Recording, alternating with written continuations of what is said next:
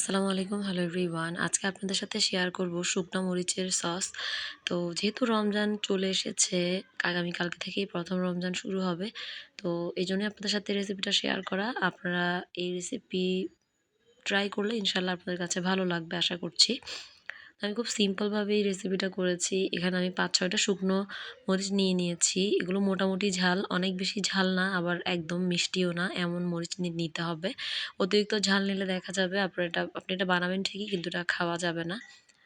তো এই যে আমি সবগুলো মরিচকে আমি কিন্তু আগে থেকে হালকা একটু টেলে নিয়েছিলাম।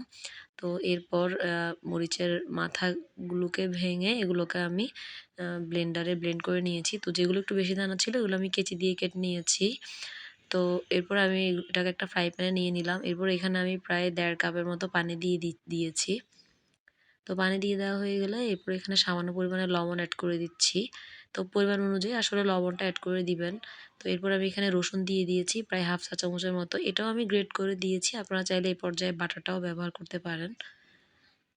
তো এখানে অলরেডি বলক চলে এসেছে। এই পর্যায়ে আমি এখানে পরিমাণ মতো চিনি দিয়ে দিচ্ছি। প্রায় ৪ চা চামচের মতো আমি এখানে চিনি দিয়েছি।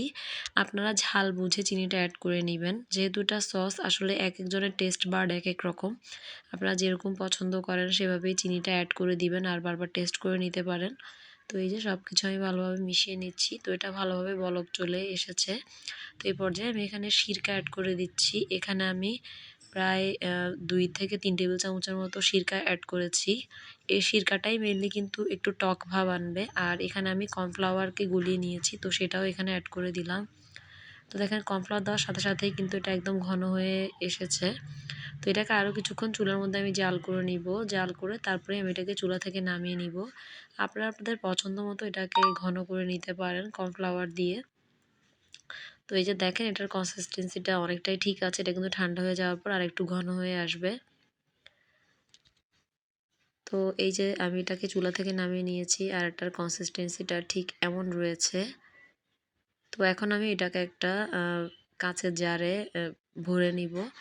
তো আপনারা অবশ্যই চেষ্টা করবেন একটা কাঁচের জারে এটাকে স্টোর করতে, তাহলে এটা অনেকদিন ভালো থাকবে। তো এই তো আমাদের সসটা কিন্তু রেডি। আমি এটাকে চুলা থেকে নামিয়ে নিয়েছি। মাশাআল্লাহ, এটা খেতে ভালোই হয়েছে। আশা করছি আপনারা বানালে আপনাদের কাছেও ভালো লাগবে। যারা ঝাল পছন্দ করেন তাদের জন্য এই টাইপের সসগুলো বেস্ট। আজ এ পর্যন্তই। দেখা হবে অন্য কোনো দিন অন্য কোনো ভিডিওতে। সে পর্যন্ত ভালো থাকবেন, সুস্থ থাকবেন। আল্লাহ হাফেজ।